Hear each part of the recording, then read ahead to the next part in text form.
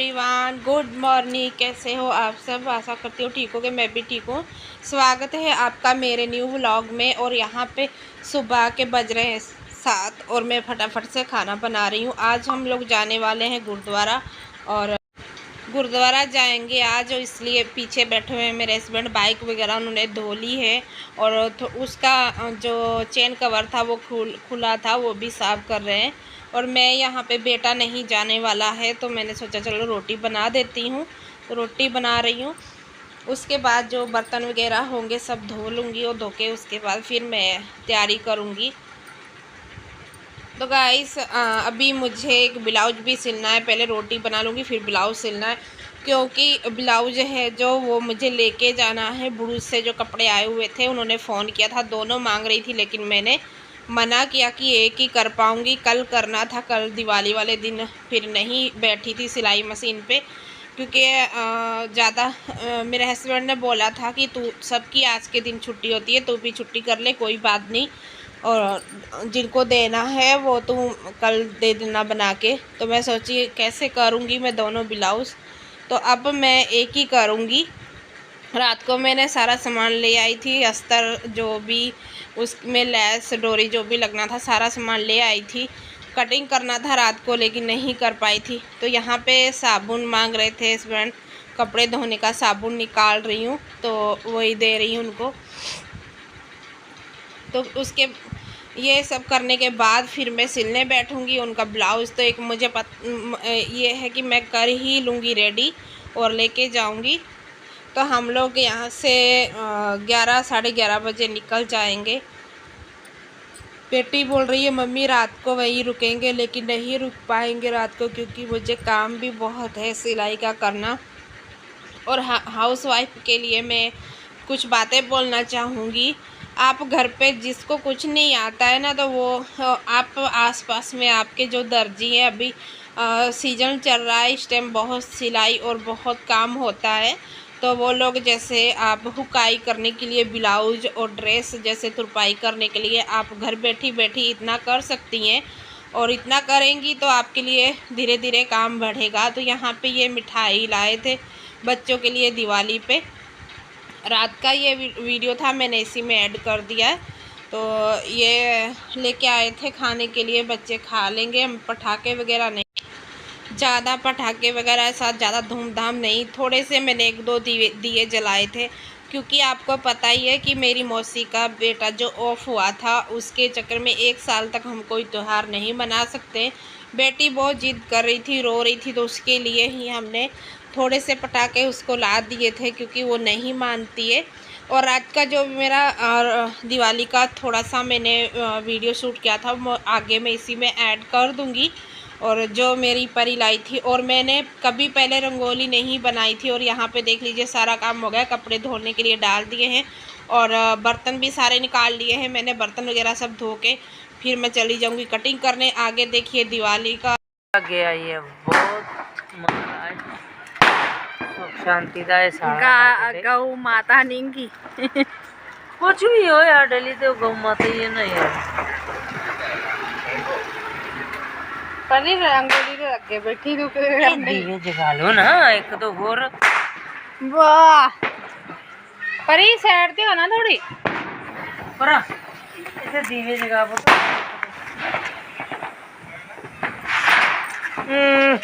डरपोक हैगी। हाले के नहीं मैनू वड्डे लेके दो, चल पगली नहीं दे, हाले वड्डे चाहिए रंगोली।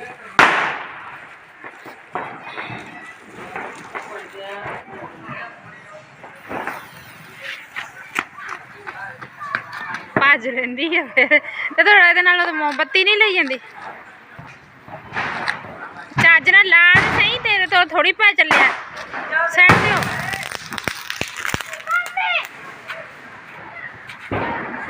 हाँ देव रुपए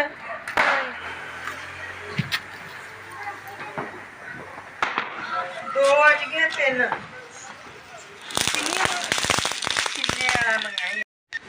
तो यहाँ पे मैंने रंगोली बनाई थी। मैंने पहले कभी नहीं बनाई है, पहली बार बनाई है। आप लोग कमेंट करके बताना कैसी लगी आप लोगों को। तो जल्दी जल्दी से मैंने यही बना दी। तो पहले मैं मोर वाली बनाना चाहती थी लेकिन नहीं बनाई मैंने। तो ये देख लीजिए, सब लोगों ने मतलब लड़ियाँ वगैरह सब लगाई थी लेकिन हम लोगों ने कुछ नहीं किया था। तो ये लीजिए, सुबह हाँ सारा काम ख़त्म करके फिर मैं आ गई हूँ यहाँ पे ब्लाउज़ कटिंग करने के लिए। तो इसको मैं कट करके निकाल लूँगी। तो आप लोग जैसे कि आपके पास कोई दर्जी है, आप पहले उनसे कपड़ा तुरपाई के लिए, बटन लगाने के लिए, हुकाई करने के लिए आप इस तरीके से लीजिए। क्योंकि ड्रेस में जो तुरपाई करते हैं उसका 20 रुपया और जो ब्लाउज़ में हुकाई करते हैं उसका 10 से 20 रुपया, जैसा भी माहौल हो वैसा ही चलता है। तो बटन लगाने का भी इतना ही चलता है। तो आप इस तरीके से काम आप घर बैठी लेंगी।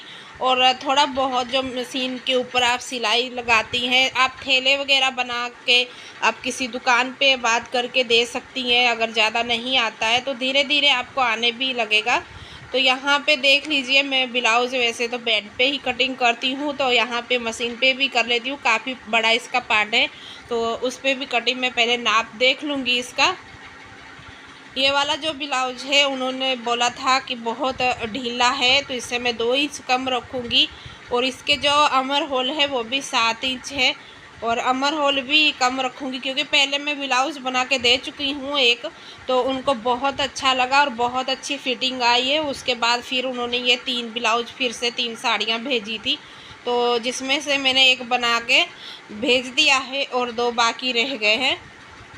तो यहाँ पे मैं नीचे की तरफ आधा इंच मार्जिन जो है सिलाई में आएगा वो निकाल दूँगी, निशान लगा दूँगी। उसके बाद 15 इंच लंबाई इसकी लेंथ रखूँगी, जिसमें आधा इंच ऊपर चला जाएगा और 14.5 रह जाएगा।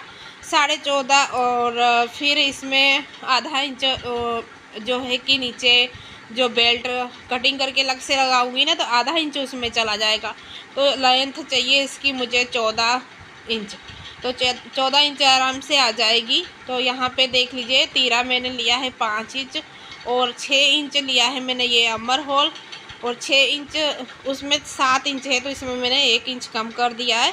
तो उसके बाद कमर जो चेस्ट है वो लूँगी यहाँ पे 7 और 7.5 और नीचे 8 इंच लिया है। तो यहाँ पे मैंने मार्जिन जो लिया है ऊपर से 2 इंच लूँगी और नीचे से लूँगी 2.5 इंच। आधा इंच जो है कि टक्स में चला जाएगा। तो बैक साइड में टक्स का निशान नहीं लगाती हूँ मैं, सिर्फ ऊपर से मैं जो तीरे का जो अमर होल का जो पार्ट होता है उसी में से सेंटर करके मैं ऐसे ही डाल दूँ। करते करते मुझे ये सब प्रैक्टिस हो गई है, इसलिए मैं निशान नहीं लगाती हूँ। तो यहाँ पे देख लीजिए, नीचे से थोड़ा सा तिरछा तो आएगा ही, क्योंकि नीचे मैंने जो मार्जिन रखा है 2.5 इंच है, ऊपर से 2 इंच लिया है।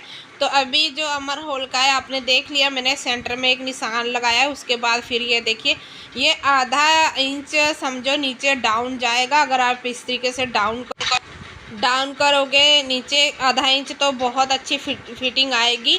अगर आप ऊपर जो हमने देखिए एल साइज़ की जो लाइन की है उसी के साथ में लाइन खींचते हो, ड्रॉ करते हो, तो मतलब फिटिंग अच्छी नहीं आती है। थोड़ा सा जो कि है अमर होल के नीचे जो फुग्गा या झोल आती है वो आती है, तो इसलिए आपको आधा इंच ये डाउन करना है। और दूसरी बात, अगर कोई हैवी चेस्ट हैवी लेडीज़ है तो उसका जो पीछे का पार्ट है वो आपको 1 से 1.5 इंच पीछे का पार्ट जो है बड़ा रखना है। तो कभी भी आपका जो गला पीछे या आगे नहीं आएगा। तो इस तरीके से देख लीजिए, मैंने जो बैक साइड का है पार्ट वो कटिंग कर लिया है। फ्रंट साइड का मैं नीचे से यहाँ पे मैं 1 इंच का पूरा मार्जिन लूँगी, क्योंकि ये वाला जो फ्रंट साइड का जो है मैं उससे एक आधा इंच नीचे मार्जिन सिलाई का निकालूंगी, फिर से आधा इंच एक और छोड़ूंगी, क्योंकि 1 इंच मुझे मार्जिन नीचे देना है। तो फ्रंट साइड में हुक्काई के लिए देखिए मार्जिन मैंने ड्रॉ कर दिया है।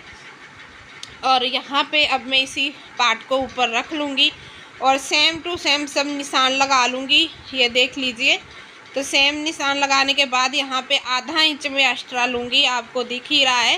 तो गला सेम है और ये गला तो सेम भी मैंने कटिंग कर लिया था, पर इसको चोरस करना है। एक ब्लाउज़ का गला मुझे बैक साइड से तो वो मैं बाद में कर लूँगी। अभी तो मैं एक ही जैसा कटिंग कर दूँगी। तो ये देख लीजिए, ये भी पार्ट मेरा। और यहाँ पे जो मैं फ्रंट साइड का जो हम अमर होल में आधा इंच का मतलब कटिंग ज़्यादा देते हैं, तो वो भी मैं कर दूँगी। अभी आप देख लीजिए कि मैं कैसे टक्स निशान लगाती हूँ, कैसे करती हूँ, तो वो सब आप लोग देख लेना। तो देख लीजिए, आपको मैं दिखाने की सब कोशिश कर रही हूँ कि मैं कैसे। अगर आप लोग मन में डर रखोगे तो कुछ नहीं कर पाओगे। आप अगर डरती रहेंगी तो कुछ नहीं कर पाएंगी। अगर डर निकाल दोगे अपनी मन से तो आप कैसा भी सिलाई कर सकते हो। तो आपको मैं बता ही रही हूँ कि देखिए, पहले आप कम पैसों में काम करोगे तो आपके पास कस्टमर आएंगे, तो आप धीरे धीरे अच्छा करते करते करते करते आप इतनी ट्रेंड हो जाएंगी कि आपके जैसी कोई सिलाई नहीं कर पाएगा। तो आपको थोड़ी बहुत सिलाई आती है पहले, तो आप लोग थैले बनाइए पुराने कपड़े से। जैसे कि पुराना कपड़े से आप घर पे ऐसे थैले बनाएंगी, अपने यूज़ के लिए बना सकती हैं। और पास में अगर आपके गांव वगैरह है, जैसे कि छोटे बच्चों के लिए गादली बनाते हैं नीचे बिछाने के लिए, तो इस तरीके से आप बना सकती हैं। बना के आप बेच सकते हैं, या फिर कोई आपको कपड़ा देता है तो उसकी आप सिलाई ले सकती हैं। तो इसी तरीके से आप बनाओ और आपका काम अच्छा चल जाएगा। और धीरे धीरे फिर आप सिलाई भी करने लगोगे जब आपका हाथ मशीन सिलाई पे बैठ जाएगा। तो ये 2-2 इंच के मैंने निशान लगा लिए थे, उसके बाद टक्स निशान लगा दिए हैं मैंने। तो ये आप देख सकते हो। जो गला है वो मैंने 6 इंच रखा हुआ है, ऊपर से 2 इंच लिया है, नीचे से 2.5 इंच का फैलाव दिया है मैंने। और फिर 3.5 पे मैंने टक्स निशान लगाया है। और नीचे वाला जो है लेंथ है उसकी 4 इंच की, और वो भी 3.5 का ही है। और साइड में जो है वो 4 इंच का है। और आप देख सकते हो टक्स। आप टक्स भी हर बॉडी के हिसाब से लगाना पड़ता है, कि ऐसा नहीं है कि हम एक ही मार्जिन, एक ही मतलब जो है एक ही नाप से हम लगा दें। एक ही नाप से निशान नहीं लगा सकते। अलग अलग बॉडी अलग अलग तरीके की होती है, तो उसी तरीके से हम करते हैं टक्स निशान। और यहाँ पे देख लीजिए, दूसरा ब्लाउज भी इन्हीं का ही है। तो ये मैं दोनों ब्लाउज एक ही बार कटिंग कर लूँगी। उसको उसी पार्ट को मैं इसके ऊपर रख के फटाफट से कटिंग कर लूँगी, कटिंग करके रख दूँगी। और जो ये ऊपर वाला है ये मुझे रेडी करना है। और अब मैं जो फिर आगे की जो बेल्ट कटिंग करनी है वो भी मैं आपको दिखाऊंगी, तो कैसे करनी है, तो कैसे करते हैं। क्योंकि एक ब्लाउज तो खाली टक्स वाला आता है, और इसमें जो नीचे वाली जो बेल्ट है अलग से कटिंग करके जोड़ते हैं, तो वो दिखाऊंगी मैं आपको।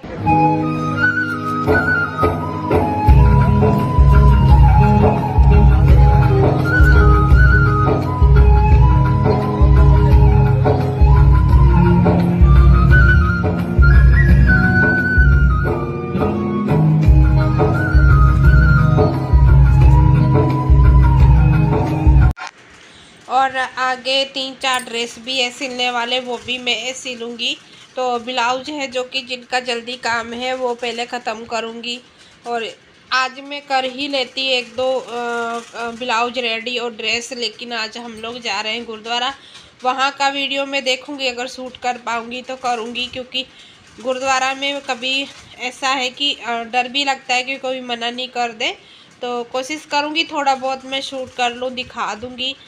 तो फिर आगे जो मेला चल रहा है अभी 14 से 16 तारीख को है, तो वहाँ का तो मैं ज़रूर करूँगी। क्योंकि वहाँ पे तो बहुत ऐसे कबड्डी वगैरह सब पंजाब से या बाहर से ऐसे आते हैं खेलने के लिए, तो गतका वगैरह भी खेलते हैं। तो वहाँ का कोशिश करूँगी करने का, कि अगर भीड़ रहेगी तो नहीं कर पाऊँगी, अगर भीड़ नहीं होगी तो ज़रूर करूँगी। तो अभी हर रोज़ जो बुड़ूच वाला चादर साहब गुरुद्वारा है वहाँ पे अखंड पाठ चलते हैं रोज़ के 7-8 अखंड। आज भी देखूँगी, दिखाऊँगी आपको कितने चल रहे हैं। 7 से 8 चलते हैं, हर रोज़ लड़ियाँ चल रही हैं। तो बहुत प्रोग्राम चल रहा है गुरुद्वारा में। तभी बेटी बोली थी मम्मी रात को रुकेंगे, लेकिन मुश्किल है, नहीं रुक पाऊँगी। आप लोग को गाइस मेरा वीडियो अच्छा लगता है तो लाइक से ज़रूर कमेंट भी करके बताया करो आप लोग कैसा लगता है आपको व्लॉग। और जिन्होंने मेरे चैनल को सब्सक्राइब नहीं किया है वो लोग सब्सक्राइब कर लें। तो यहाँ पे बन के रेडी हो गया है ब्लाउज़ मेरा, और बना लिया है मैंने ब्लाउज़। पूरे 2 घंटे में मैंने ये ब्लाउज रेडी किया है और आपके सामने है। और इस तरीके से लो मैंने तैयार कर लिया है। 2 घंटे में मैंने कितना 400 रुपये का काम किया है। और आप भी गाइस इस तरीके से कर सकती हैं जो हाउस वाइफ है, तो सिलाई सीखो और सिलाई से आप बहुत आगे जाओगे। तो यहाँ पे ये लीजिए हम लोग निकल चुके हैं बड़ूज के लिए गुरुद्वारा। तो ये है बड़ूज का रोड, और बहुत मतलब हैवी रोड है, दूसरी तरफ भी रोड है।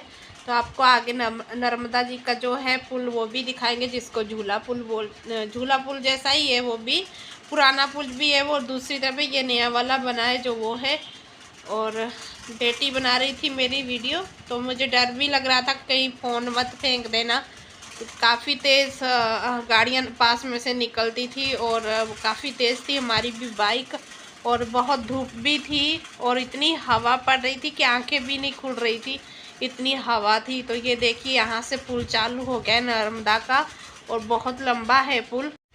बेटी नहीं की थी शूट, वही बना रही थी मोबाइल से, और बोल भी रही थी मम्मी मैं बोलूँगी बीच में, लेकिन नहीं बोलती थी। 2 बातें करके फिर चुप हो जाती थी। तो मैंने बोला बोलेगी तभी तो। बहुत लंबा पुल है, मैं कोशिश करूँगी आपको दिखाने की। जो कि नर्मदा जी बहुत फुल, जब पानी आता है तो बहुत भर जाती है। तो ये देखिए, और यहाँ पे फिर मैंने पकड़ लिया था मोबाइल आप लोगों को दिखाने के लिए। काफ़ी ऊंचा किया था, ऊंचाई में किया था, लेकिन फिर भी नहीं, नर्मदा जी आपको थोड़ी दिख रही है वो। तो देख लीजिए काफ़ी लंबा पुल है गाइस। और आप लोग आगे लास्ट में देख लेना, जो मैं गुरुद्वारा का जो वीडियो शूट की थी, थोड़ा सा हमने अंदर से लिया था, बेटी ने ही लिया था, मैंने नहीं लिया था। इस व्लॉग का एंड करती हूँ यहीं पे। नेक्स्ट वीडियो मिलते हैं, बाय बाय।